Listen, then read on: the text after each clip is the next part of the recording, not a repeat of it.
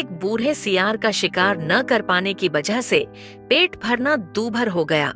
इस वजह से वह अपनी चालाक बुद्धि का प्रयोग कर चूहों के बिल के समीप जाकर तपस्वी की मुद्रा बनाकर आसमान की ओर मुंह फाड़े खड़ा हो गया। सियार को देखकर चूहों के मुखिया ने सोचा, अब हमारी खैर नहीं, किंतु साहस बटोरकर मूषक सरदार सियार के पास गया और बोला, आप कौन हैं और यहाँ कैसे आना हुआ?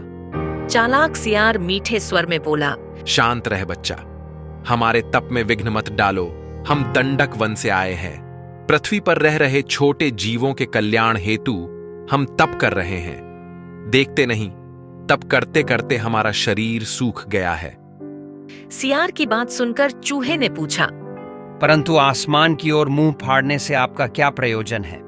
चूहे के इस प्रश्न पर सियार ने उत्तर दिया, बच्चा, हम एक कठोर तप कर रहे हैं जिसमें हम भोजन नहीं करते, मात्र वायु के सहारे ही जीते हैं। सियार की बात सुनते ही सभी चूहे निश्चिंत हो गए और सभी रात भर इधर उधर जाते, प्रातः अंधेरे में ही वापस लौट आते।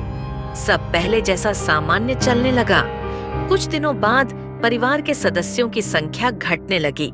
इस घटती संख्या के चलते मूसक सरदार ने सभी चूहों को बुलाया और सभी चूहे विचार करने लगे, अचानक हमारी संख्या कम कैसे होने लगी। तभी एक चूहा बोला, कहीं यह काम महात्मा बनने वाले सियार का तो नहीं जो हमारे सदस्यों को खा जाता हो।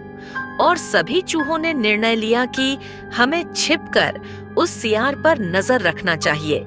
जब चूहों ने छिपकर देखा, प्रतिदिन लौटते झुंड में से अंतिम सदस्य को चालाक सियार चट कर जाता है।